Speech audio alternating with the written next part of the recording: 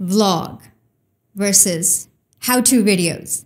What kind of videos are best when you are starting a YouTube channel? I'm going to tell you my take, and I'm going to tell you 7 kinds of videos you should be making when you're first starting a YouTube channel. So, are you ready?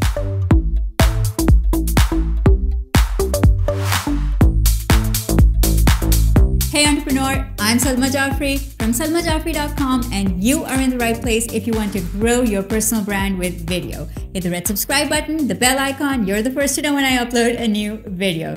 Now, most people start off a YouTube video with a vlog, and while there's nothing wrong with a vlog, a lot of vlogs peter out around like 5 videos in because they can't keep up the vlogging mentality, which is to stay entertaining all of the time. So here are a few reasons why you should probably not start with a vlog.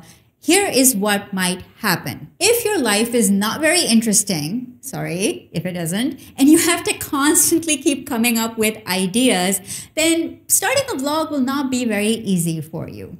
If you don't have great storytelling skills, then keeping people's interest in a vlog is going to be a really difficult task for you, because a vlog is all about telling a great story. If you don't already have a sizable audience following you elsewhere, then getting an audience to be interested in your vlog is going to be a challenge because people don't know you yet, and people typically watch vlogs of people that they care about.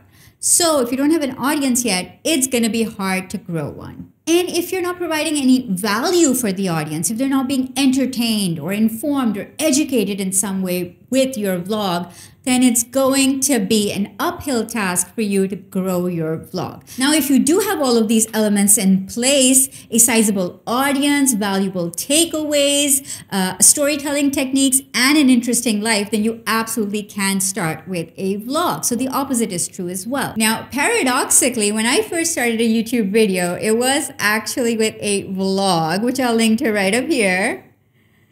And the thing was that vlog took me a month to create, between storytelling and scripting and production and gathering all the shots together. A month for one video. Now, obviously, I could not sustain that. I wanted to actually make more frequent videos and grow a YouTube channel, and I don't want to take a month to make one video. So therefore, I transitioned into making educational content, and also because it was a field that you can grow much faster in. So let's talk about 7 kinds of YouTube videos that you should be making when starting a YouTube channel. Number 1, videos that will be easy to produce and fast to publish. So think about what is the content that you can create on at least a weekly basis. What kind of videos can you create week in and week out that are easy to publish and fast to produce?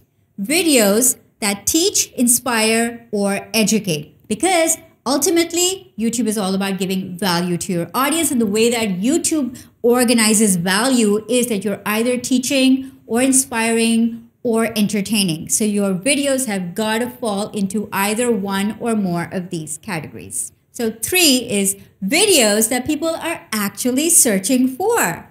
Nobody's searching for vlog number 2, my life today. Are they? Let's check. Yeah, nobody's searching for it. 0 search volume. Don't make videos on terms nobody's searching for because, and I've said this a million times, YouTube is a search engine. So why not harness that power and make videos that people actually want to see because they're searching for them?